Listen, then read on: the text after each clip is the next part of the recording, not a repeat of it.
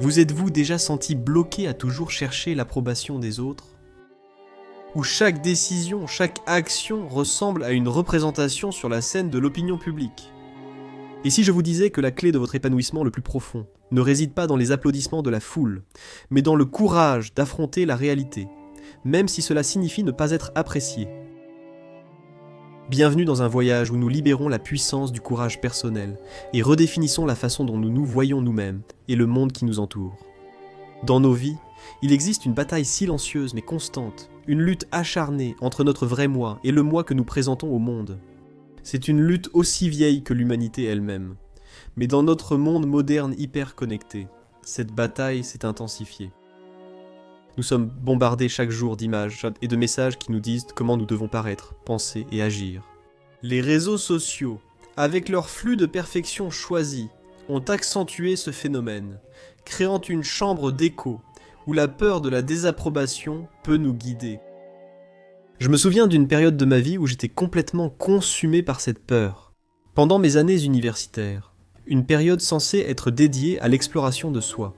Au lieu de cela, je me retrouvais sans cesse à ajuster mes voiles en fonction des vents changeants des opinions des autres.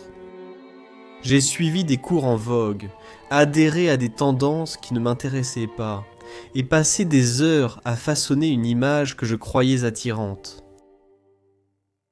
C'était épuisant et, ironiquement, je ne me suis jamais senti aussi déconnecté de mon vrai moi.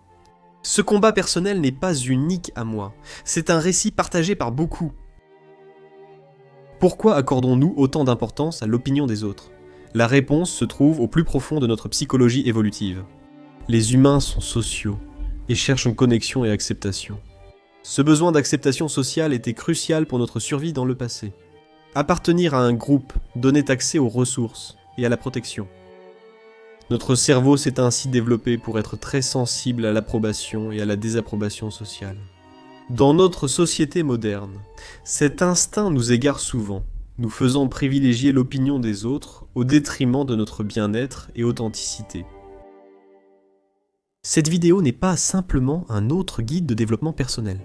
C'est une plongée profonde dans la philosophie de l'autonomisation et de l'individualisme. Il s'agit de comprendre les racines de notre peur de la désapprobation et d'apprendre à s'en détacher. Notre voyage aujourd'hui nous mènera à travers les allées des théories psychologiques et les profondes réflexions de philosophes renommés. Nous allons voir comment développer un état d'esprit résilient, axé sur la croissance personnelle plutôt que sur la validation sociale. Cette vidéo vise à vous offrir une nouvelle perspective pour vous voir vous-même et le monde différemment. Il s'agit de trouver le courage d'être mal aimé, d'embrasser la liberté qui vient du fait de ne pas être lié par l'opinion des autres. Ce courage ne veut pas dire être indifférent aux autres. Au contraire, il faut trouver un équilibre pour écouter et respecter les autres, sans laisser leurs opinions influencer notre estime de soi et nos choix de vie. Dans notre exploration, nous allons découvrir la philosophie de l'individualisme. Nous allons plonger dans les œuvres de penseurs comme Friedrich Nietzsche, Jean-Paul Sartre et Albert Camus, qui ont remis en question le statu quo et célébré la puissance de l'esprit individuel. Leurs paroles et leurs idées servent de boussole pour naviguer dans un monde où il est souvent plus facile de se conformer que de se démarquer. Nous parlerons également d'étapes pratiques et concrètes, de la conscience de soi. À la définition d'objectifs alignés sur notre identité, nous verrons des stratégies pour renforcer confiance et résilience. Il s'agit de créer une vie où nos choix sont guidés par nos valeurs internes plutôt que par des pressions extérieures. Au fil de ce parcours, je partagerai plus d'histoires et d'expériences personnelles, illustrant comment se libérer du besoin d'approbation a favorisé une profonde croissance et l'épanouissement. Je partagerai aussi des histoires de personnes ayant choisi la solitude, et ainsi trouvé une connexion plus profonde avec elles-mêmes et le monde. Rappelez-vous, l'autonomisation de soi est un processus continu de croissance et de découverte, pas une destination. Il s'agit d'apprendre à danser au rythme de votre propre tambour, même lorsque le monde joue une mélodie différente. Alors commençons ce voyage ensemble, un voyage vers le courage d'être mal aimé, vers une vie d'authenticité et de liberté.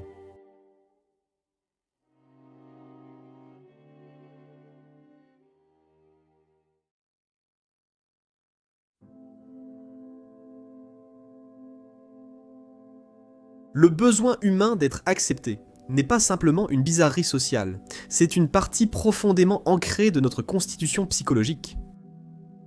Pour comprendre cela, nous consultons la psychologie évolutionniste et les neurosciences.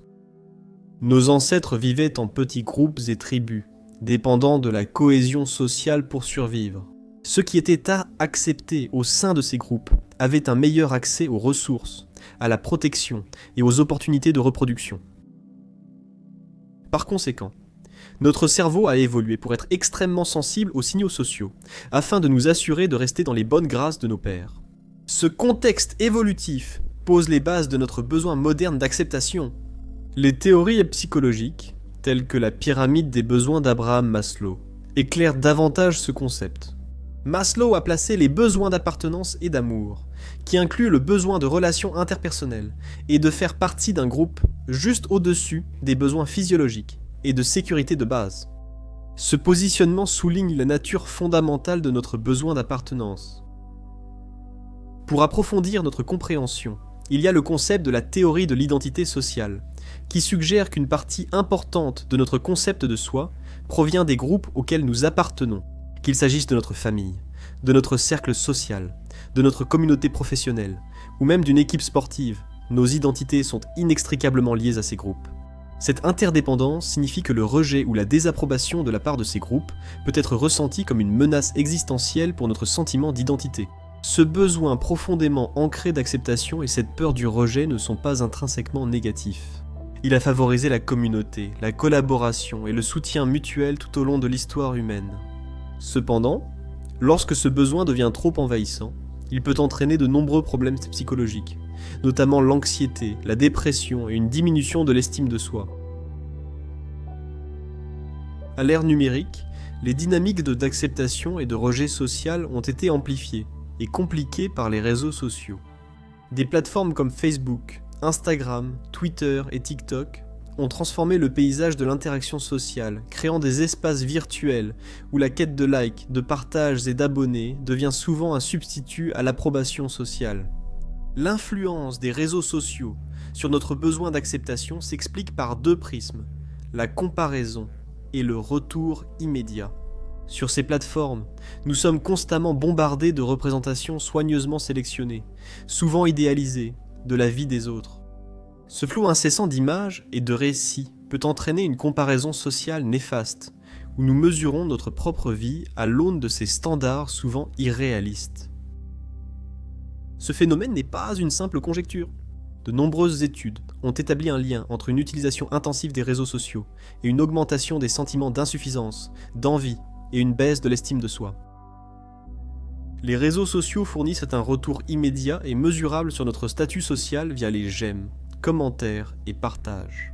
Cette fonctionnalité repose sur notre câblage évolutif des indices pansociaux. Chaque mention j'aime ou commentaire agit comme une micro-validation, un signe d'approbation numérique, nourrissant notre besoin d'acceptation. A l'inverse, l'absence d'engagement peut être vue comme un rejet, provoquant des sentiments d'insuffisance et d'anxiété. Mais ce n'est pas seulement la quantité de retours qui compte, c'est aussi leur nature. Les interactions sur les réseaux sociaux manquent de la profondeur et de la nuance de la communication en face à face. Ce manque de profondeur peut causer des malentendus et fausser la perception des dynamiques sociales. De plus, l'anonymat et la distance offerts par ces plateformes peuvent parfois entraîner des interactions plus dures et plus critiques que celles qui auraient lieu en personne, amplifiant ainsi la peur du rejet. Il faut reconnaître que si les réseaux sociaux accentuent notre besoin d'acceptation et la peur du rejet, ils peuvent aussi, employés avec discernement, renforcer la connexion et la communauté. Tout dépend de notre approche et de la conscience avec laquelle nous utilisons ces plateformes. Ayant compris les bases psychologiques de notre désir d'acceptation et le rôle complexe que jouent les réseaux sociaux dans cette dynamique, nous sommes maintenant mieux préparés à explorer les fondements philosophiques de l'individualisme. Cette exploration nous apportera des perspectives et des outils pour naviguer dans l'équilibre délicat entre notre besoin inné de connexion sociale et notre quête d'une expression authentique de soi.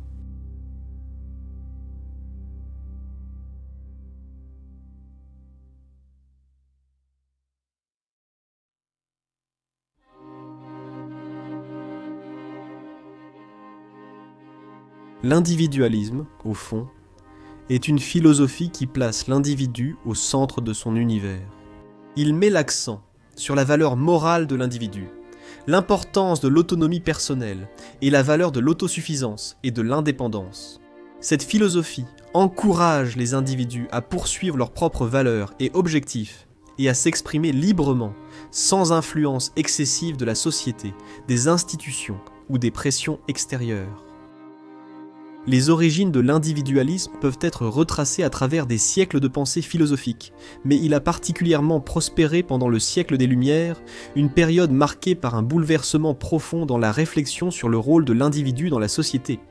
Des philosophes comme John Locke et Jean-Jacques Rousseau ont abordé les idées de liberté personnelle et des droits de l'individu, posant ainsi les bases de l'individualisme moderne. Cependant, c'est dans les œuvres de philosophes ultérieurs comme Søren Kierkegaard et Friedrich Nietzsche que l'individualisme a trouvé certaines de ses expressions les plus profondes. Kierkegaard, souvent considéré comme le père de l'existentialisme, a souligné l'importance du choix individuel et de la responsabilité. Il croyait que la véritable compréhension et l'authenticité proviennent du parcours personnel de l'individu, un concept qu'il a magnifiquement résumé dans son affirmation que la foule est mensonge. Nietzsche est allé encore plus loin, remettant en question les fondements mêmes des normes sociales et de la moralité. Il prônait la création de ses propres valeurs. Il a notamment déclaré la mort de Dieu, une métaphore pour l'effondrement des valeurs morales absolues. Le concept de surhomme de Nietzsche est un appel aux individus à s'élever au-dessus des normes sociales traditionnelles et à créer une vie qui leur appartient vraiment. Les avantages à adopter l'individualisme sont multiples. Tout d'abord, cela conduit à une plus grande liberté personnelle. En reconnaissant et en affirmant nos propres valeurs et croyances, nous nous libérons des chaînes du conformisme et des attentes de la société. Cette liberté nous aide à exprimer notre vraie personnalité, menant à une vie plus authentique et épanouie. L'individualisme stimule créativité et innovation. Lorsque nous ne sommes pas contraints par les normes et les conventions de la société, nous sommes libres de penser et d'agir différemment. Cet environnement est un terrain fertile pour de nouvelles idées, l'expression artistique et des avancées dans divers domaines. L'histoire regorge d'exemples d'individus qui, en suivant leur vision unique, ont apporté des avancées et des changements significatifs dans la société. Un autre avantage majeur est le développement du sens des responsabilités. L'individualisme nous enseigne que nous sommes les architectes de notre propre vie. Cette prise de conscience nous permet de contrôler notre destin, de faire des choix réfléchis et d'assumer les conséquences de nos actes. Cela inculque un sens des responsabilités et de l'autonomie, qui sont essentiels pour la croissance personnelle et l'amélioration de soi. L'individualisme améliore aussi le bien-être émotionnel et psychologique. Lorsque nous vivons selon nos propres normes et valeurs, nous sommes plus susceptibles de ressentir de la satisfaction et de l'épanouissement. Cette harmonie entre nos actions et notre moi intérieur peut conduire à une meilleure santé mentale, en réduisant les sentiments d'anxiété et de dépression souvent associés à une vie non authentique. Il faut préciser que l'individualisme n'est pas de l'égocentrisme ou de l'égoïsme. Il ne s'agit pas d'ignorer les besoins et les droits des autres. Il s'agit plutôt de trouver un équilibre entre nos propres besoins et le bien-être de la communauté. Il s'agit de comprendre que notre véritable force ne réside pas dans le fait de rabaisser les autres, mais dans le fait de nous donner du pouvoir à nous-mêmes. Après avoir exploré la philosophie de l'individualisme et ses innombrables avantages, nous allons maintenant aborder les étapes pratiques que nous pouvons suivre pour surmonter la peur d'être mal aimé. Cette prochaine section fournira des conseils pratiques et des stratégies pour nous aider à embrasser notre individualité et à cultiver un état d'esprit de courage et d'authenticité.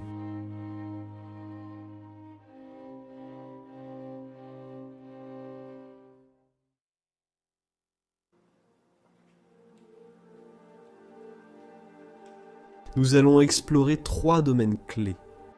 Réfléchir à soi pour comprendre pourquoi on cherche l'approbation, fixer des objectifs personnels alignés avec sa vraie nature, et adopter des méthodes concrètes pour renforcer la confiance en soi. Ces étapes ne visent pas seulement à réduire notre dépendance à la validation extérieure, mais sont fondamentales pour tracer un chemin vers une expression authentique de soi et l'épanouissement personnel. Introspection. S'engager dans un voyage d'introspection est essentiel pour comprendre et finalement surmonter la peur d'être mal aimé. Ce processus consiste à explorer notre psyché pour comprendre pourquoi nous cherchons sans cesse la validation des autres. Repensez à vos expériences, surtout durant l'enfance ou le début de l'âge adulte. Ces années formatrices détiennent souvent la clé pour comprendre notre comportement actuel. Aviez-vous un fort besoin de plaire à vos parents ou à vos enseignants? Vous êtes-vous déjà senti rejeté ou non accepté? Comprendre ces expériences peut apporter des éclaircissements sur les raisons pour lesquelles vous cherchez l'approbation aujourd'hui. Tenez un journal pour consigner vos pensées, vos sentiments et vos réactions aux événements quotidiens. Cette pratique peut révéler des schémas dans votre comportement de recherche d'approbation. Par exemple, vous pourriez remarquer que vous cherchez plus de validation quand vous manquez de confiance. L'écriture dans un journal offre également un espace sûr pour explorer vos émotions et vos pensées, ce qui permet de mieux comprendre votre moi intérieur. Pratiquez la pleine conscience pour renforcer votre conscience de vous-même. La pleine conscience, c'est être présent et observer pensées et sentiments sans jugement. Cette pratique peut vous aider à reconnaître lorsque vous cherchez l'approbation des autres et à comprendre les émotions qui motivent ce comportement. 2. Fixer des objectifs personnels. Se fixer des objectifs personnels qui reflètent vos véritables aspirations et valeurs est un moyen puissant de cultiver l'indépendance et de réduire l'influence des opinions des autres sur vos choix de vie. Commencez par identifier vos valeurs fondamentales. Quels sont les principes qui vous tiennent à cœur? Quels aspects de la vie trouvez-vous les plus significatifs? Vos valeurs peuvent être la créativité, l'intégrité, la compassion ou l'apprentissage. Alignez vos objectifs avec ces valeurs garantit que vos efforts sont véritablement épanouissants et représentatifs de qui vous êtes. Élaborez des objectifs spécifiques, mesurables, atteignables, pertinents et limités dans le temps. Cette approche garantit que vos objectifs sont clairs et atteignables. Par exemple, si la santé est l'une de vos valeurs, un objectif concret peut être faire 30 minutes d'exercice chaque jour pendant 3 mois. Cet objectif est précis, mesurable, réalisable, pertinent pour votre santé et limité dans le temps. Faites un tableau de vision ou des exercices de visualisation pour garder vos objectifs en tête. Un tableau de vision est un collage physique ou numérique d'images et de mots représentant vos objectifs et aspirations. La visualisation, c'est s'imaginer mentalement atteindre ces objectifs. Ces pratiques peuvent vous aider à rester motivé et concentré.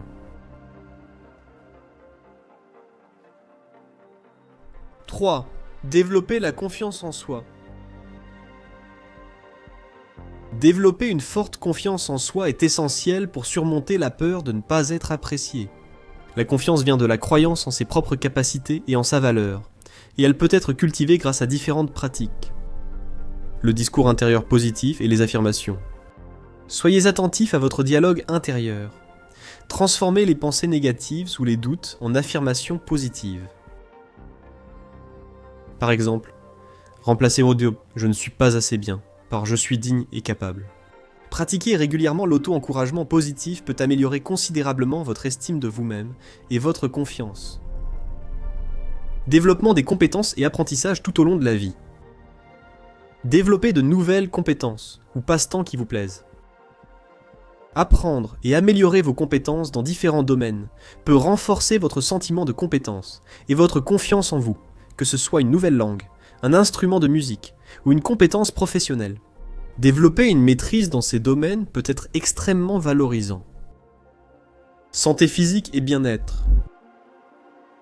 Prenez soin de votre santé.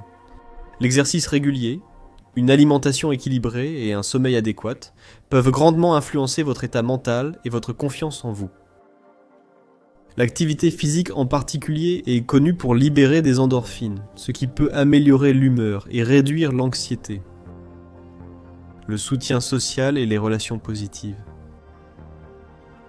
Entourez-vous de personnes bienveillantes et positives. Les relations encourageantes et valorisantes peuvent renforcer considérablement votre confiance. Cherchez des amis, des membres de la famille ou des mentors qui croient en vous et en vos capacités. Célébrez les réussites et acceptez les échecs. Reconnaissez et célébrez vos réussites, aussi petites soient-elles. Apprenez aussi à voir les échecs comme des occasions de grandir. Comprendre que l'échec fait partie de l'apprentissage aide à renforcer la résilience et à adopter une approche plus saine face aux défis. Surmonter la peur de ne pas être apprécié est un parcours complexe qui commence par une profonde introspection, se poursuit par la fixation d'objectifs personnels en accord avec nos vraies valeurs et se renforce en développant une confiance en soi résiliente. Par l'introspection, nous comprenons l'origine de notre besoin d'approbation. Fixer des objectifs alignés sur nos valeurs ouvre la voie à une expression authentique de soi. En nourrissant notre confiance avec un discours positif, en développant nos compétences et en acceptant nos succès comme nos échecs, nous cultivons la force pour affirmer notre individualité. Ce voyage ne vise pas à ignorer les opinions des autres, mais à trouver un équilibre pour vivre authentiquement et librement, en accord avec notre vraie nature.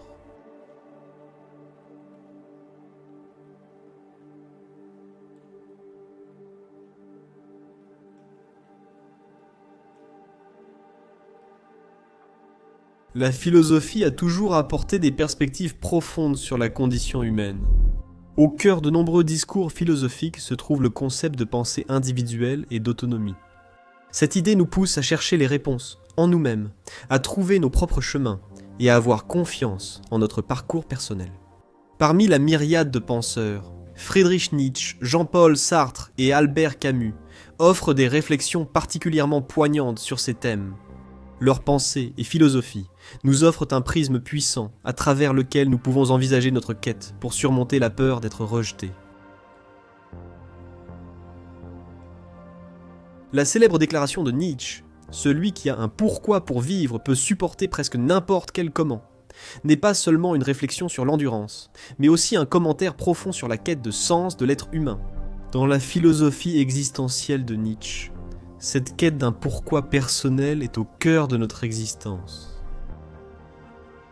Il s'agit de trouver cette motivation intrinsèque, ce but profondément ancré, qui donne à notre vie une direction et de la résilience.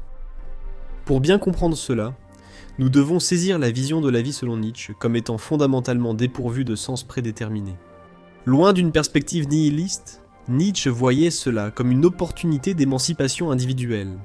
En créant notre propre but, nous nous ancrons dans une existence pleine de sens, à l'abri des imprévus de la vie et des opinions extérieures. En appliquant la philosophie de Nietzsche à notre peur d'être mal aimé, nous sommes encouragés à trouver nos propres raisons de vivre, indépendantes de l'approbation de la société. Cela peut être une passion, un objectif ou des valeurs qui nous tiennent à cœur. Ancrés dans notre but, nous devenons moins sensibles aux caprices de l'opinion publique et plus résilients face à la critique. L'appel de Nietzsche à trouver notre pourquoi implique également un voyage de découverte de soi. C'est un processus d'exploration de nos passions, de nos forces et de nos valeurs. Ce voyage, semé de défis, nous pousse à remettre en cause les normes sociales et à choisir souvent la voie la moins empruntée. Cependant, la récompense est une vie vécue avec authenticité et épanouissement intérieur.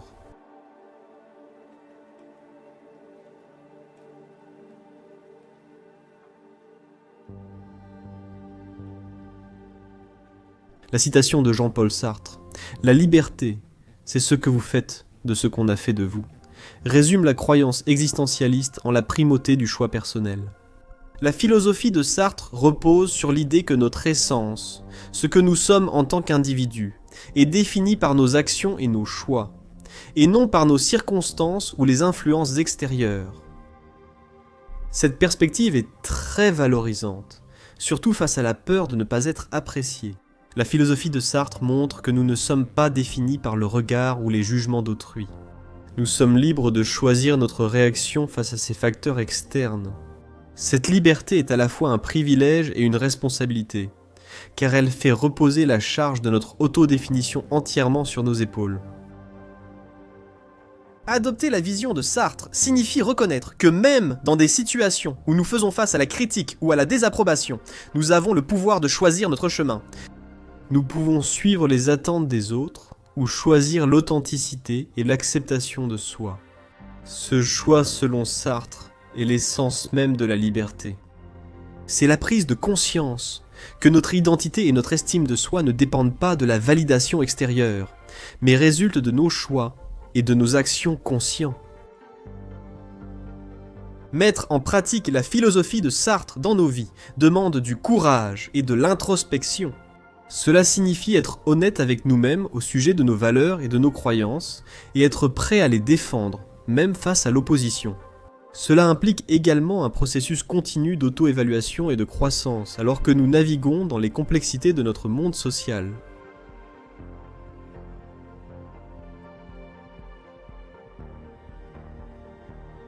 Albert Camus, connu pour ses contributions à l'existentialisme et à l'absurdisme, présente une perspective unique sur l'authenticité et la liberté. Sa déclaration « La seule façon de faire face à un monde non libre est de devenir si absolument libre que votre simple existence soit un acte de rébellion » nous pousse à considérer le fait de vivre de manière authentique comme une forme de résistance. Pour Camus, le monde est souvent un lieu d'irrationalité et d'injustice, où la véritable liberté peut sembler être un idéal inatteignable. Cependant, Camus suggère que nous pouvons contrer ce manque de liberté par une révolte intérieure, en vivant d'une manière fidèle à nos propres valeurs et convictions, même si cela contredit les normes de la société. Appliquer la philosophie de Camus à nos vies nous encourage à considérer notre quête d'authenticité non seulement comme un choix personnel, mais aussi comme une déclaration audacieuse d'indépendance. En choisissant d'être fidèles à nous-mêmes, surtout face à une éventuelle désapprobation ou incompréhension, nous nous engageons dans une forme de révolte philosophique. Notre authenticité devient une expression de liberté, une déclaration de notre individualité et une prise de position contre les pressions conformistes. Adopter la vision de l'authenticité selon Camus implique une compréhension profonde de nos propres valeurs et un engagement à vivre en accord avec elles. Cela nous demande d'être introspectifs, de remettre continuellement en question et d'affirmer nos croyances, et d'avoir le courage d'exprimer notre véritable moi. Ce chemin n'est pas toujours facile, car il implique souvent d'aller à contre-courant, mais c'est un chemin qui mène à une vie d'intégrité et de liberté. Les réflexions de Nietzsche, Sartre et Camus nous offrent des conseils inestimables lorsque nous faisons face à la peur de ne pas être aimés. Leurs philosophies nous apprennent à définir notre but, à choisir librement nos réponses et à voir l'expression authentique de soi comme une rébellion contre la conformité. En réfléchissant à leurs enseignements, nous réalisons l'immense pouvoir qui réside en nous, le pouvoir de façonner notre propre vie, indépendamment de la validation ou de la désapprobation extérieure.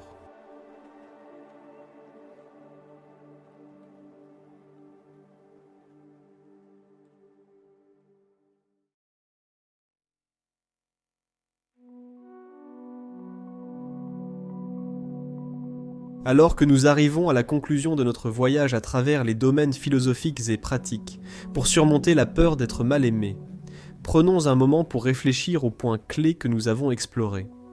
Nous avons commencé par explorer les fondements psychologiques de notre désir d'acceptation, en comprenant comment les facteurs évolutifs et l'influence des réseaux sociaux jouent un rôle important dans la formation de notre besoin de validation extérieure.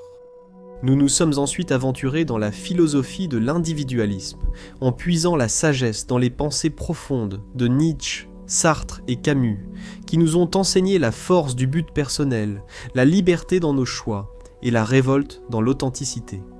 Notre exploration nous a ensuite conduit à des stratégies pratiques pour l'autoréflexion, la fixation d'objectifs et le développement de la confiance en soi, nous permettant de cultiver un état d'esprit de courage et d'autonomie. Ce voyage a été bien plus qu'une simple compréhension de concepts. C'était un appel à l'action. À vous d'appliquer ces principes dans votre vie. Commencez par vous livrer à une auto-réflexion honnête. Comprenez vos motivations et reconnaissez vos schémas de recherche d'approbation. Fixez-vous des objectifs personnels alignés sur vos valeurs pour vivre une vie authentique et épanouissante. Renforcez résilience et confiance avec un discours positif et en développant vos compétences. Rappelez-vous, surmonter la peur d'être mal aimé n'est pas un effort ponctuel, mais un processus continu de croissance et de découverte de soi. Je vous encourage à embrasser la liberté qui vient du fait d'être fidèle à vous-même, même face à une éventuelle désapprobation. Laissez les idées des grands philosophes vous inspirer à trouver votre propre chemin, et que les stratégies pratiques dont nous avons parlé vous servent de guide pour naviguer dans la complexité des attentes sociales. Votre voyage vers une vie plus authentique, confiante et épanouissante commence aujourd'hui. Accueillez-le avec courage et ouverture et souvenez-vous que vous n'êtes pas seul dans ce voyage.